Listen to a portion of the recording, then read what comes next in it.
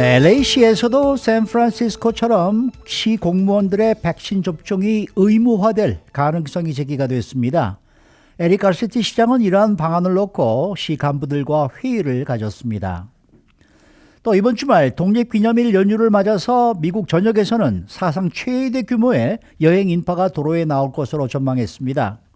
이 국내선 항공편 이용객들도 늘어날 것으로 예상되고 있는 가운데 LA 국제공항도 많이 붐빌 것 같습니다. 박현경 기자. 네, 안녕하십니까. 네, LA시도 샌프란시스코처럼 시 공무원들의 백신 접종 의무화가 지금 논의가 되고 있는 것 같아요. 네, 그렇습니다. 지난주 모닝뉴스 시간에 샌프란시스코에서 공무원들의 백신 접종을 의무화한다는 소식 전해드리니까 최영우 앵커께서 그럼 LA도 곧 그렇게 되는 것 아닌지 그렇게 말씀하셨던 기억이 나는데 실제로 논의가 있었습니다. 지난 28일 월요일에 에릭 가르세티 LA 시장과 시 정부 간부들이 함께 이에 관한 논의를 벌였는데요. 회의를 했습니다. 그래서 이때 시 공무원들의 코로나19 백신 접종률을 어떻게 높일 것인지 그 내용을 논의하면서 그러면서 이제 백신 접종 의무화에 대한 내용도 함께 나온 겁니다. 마치 샌프란시스코에서 시행하는 것처럼 그렇게 해보면 어떨 건지 하고 논의를 벌였습니다. 샌프란시스코는 지금 시 공무원들이 전원이 다 백신을 접종해야 되는 거죠? 네, 그렇습니다. 샌프란시스코 시 공무원이 전체 3만 5천 명 정도 되는데요. 이들이 모두 백신을 꼭 맞도록 하는 겁니다. 샌프란시스코 공무원들의 백신 접종 의무화 규정은 경찰과 소방대원 그리고 커스티디언, 그러니까 관리인, 그리고 시청의 그 클럭이라고 있죠. 서기. 이런 모든 시정부 직원들에게 다 해당됩니다. 우선 7월 다음 달 29일까지 백신 접종 여부를 시정부 측에다가 보고를 해야 하고요. 지금은 백신이 연방식품약국 FDA의 긴급 사용 신청만 받은 상황이잖아요. 그런데 이제 백신을 공식적으로 다 정식적으로 승인을 받게 되면 그 후에는 샌프란시스코 공무원이라면 누구나 접종을 반드시 해야만 하는 겁니다. 단 이제 샌프란시스코 쪽의 교사들은 시정부 소속이 아니라 교육부 소속이기 때문에 그건 여기도 마찬가지고. 교사들은 이제 거기선 제외되고요. 앞서 샌프란시스코는 병원, 요양시설, 교도소 등 최전선에서 일하는 그런 근로자들 백신 완전 접종을 의무화했었는데 이걸 이제 모든 공무원으로 확대 적용하게 되고요.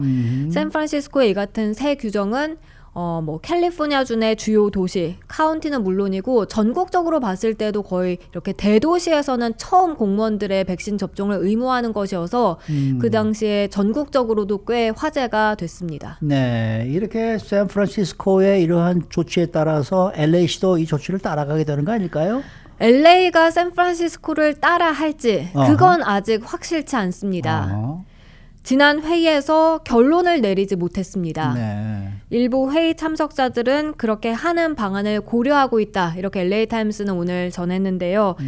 백신 접종률과 감염률을 조심스럽게 살펴보면서 새로운 그 변이 바이러스들에 맞설 새 방법들 강구하고 그러면서 이 공무원들의 백신 접종을 의무화하는 내용도 무게를 두고 생각해보기 시작한 겁니다. 백신 접종자들은 변이에도 보호가 되는 반면에 백신 미접종자들은 아무래도 취약한 걸로 지금 많이 나오고 있잖아요. 하지만 이와 관련해서 가르세티 LA 시장의 그 알렉스 코미사 대변인은 회의에서 공무원들의 백신 접종률을 어떻게 높일 것인지 간단한 컨셉에 대한 대화만 오갔다고 밝혔습니다. 폭넓은 아이디어들이 이렇게 논의가 되긴 했는데 이 모든 전략들을 다 고려하고 싶은 마음이라고 설명했습니다. 그러니까 공무원들 모두 백신을 맞게 하는 그 하나의 방안에 집중하기보단 좀 더 모든 방안 다 열어두고 찬찬히 살펴보겠다는 뜻입니다. 그러면서 뭔가 의무화는 어떠한 결정도 즉각적으로 내려지진 않았다는 점 강조했습니다. 그러니까 LA시의 공무원들은 아직도 백신 접종이 의무화될 것이냐 아니냐 이건 확실치가 않네요. 네, 그렇게 봐야 합니다. 왜냐하면 지금 다 입장이 서로 제각기 다른 상황이어서요. 예를 들면 폴 코레츠 시의원, 앨리스 시아마드 대변인이 이제 폴 코레츠 시의원의 입장을 밝혔는데 공무원의 백신 접종 의무화 방안을 배제하지 않는다고 했습니다. 하지만 그렇다고 시정부 측에 백신 접종 의무화하자 그렇게 목소리를 높이지도 않겠다고 했습니다. 그러나 길세디오 시의원은 공무원 백신 접종 의무화 방안에 좀 더 기울었는데요. 팬데믹이 지속되는 상황에서 공무원 백신 접종 의무화는 우리가 해야 할 일이다. 이렇게 그렇죠. 대놓고 말했습니다. 시민들을 섬기는 건 특권이니까 그만큼 공무원이라면 백신 접종 의무화하는 게 필요하다는 입장을 내비쳤습니다. 네. 아무튼 LA에서 어떻게 될지 이건 좀 더 지켜봐야 하겠고요. 소식이 이제 결정되면 그 소식 전해드리도록 하겠습니다. 저는 LA시가 좀 앞장서서 이런 거를 의무화를 해야 된다고 저는 생각합니다.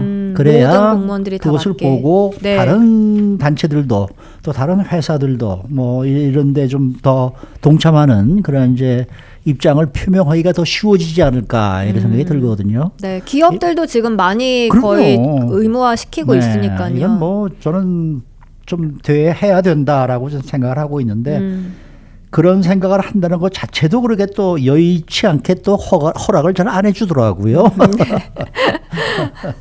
자, 다음 소식입니다. 독립기념일을 맞아서 미국 전역에서 이 사상 최대 규모의 여행 인파가 도로에 나올 것이다. 이런 전망이 또 나왔네요. 네, 전미 자동차 클럽 AAA가 연휴가 되면 항상 이렇게 몇 명이 여행에 나설 건지 추산하는 그렇죠. 자료를 내놓잖아요. 네네. 이번에도 독립기념일 앞두고 내놨는데 이번 독립기념일 7월 4일은 일요일이어서 그 네. 다음 날 7월 5일 월요일이 대체 휴일이죠. 그렇죠. 그래서 이번 조사는 7월 1일 당장 내일부터 해서 5일까지 그 연휴로 잡고 알아봤는데 이 기간 미국인의 4,700만 명이 자동차로 여행을 떠날 걸로 추산됐습니다. 아이고.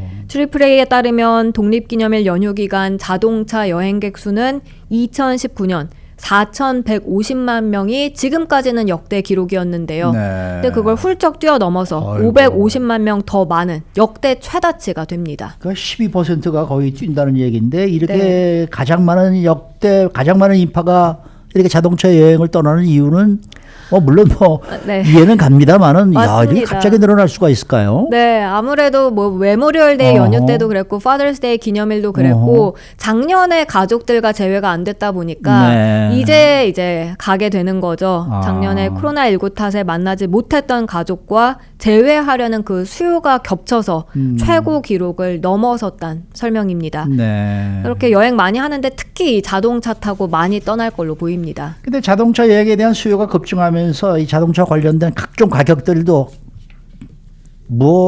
급격히 뛰고 있다면서요. 네, 우선 렌터카 빌리는데 그 가격 네. 평균 166달러로 나타났습니다. 거의 비싸네. 엄청 비싸졌죠. 네. 2년 전인 2019년에 비해서 무려 140%가 오른 가격입니다. 아이고. 가솔린 가격도 알아봐야 되는데 뉴스 시간에 사실 연일 전해드리고 네, 있죠. 요새 제일 비싸죠. 네, 전국 평균으로는 갤런당 3달러입니다. 네. 2014년 이후 최고 수준이고요. 네. LA는 오늘도 또 올랐습니다.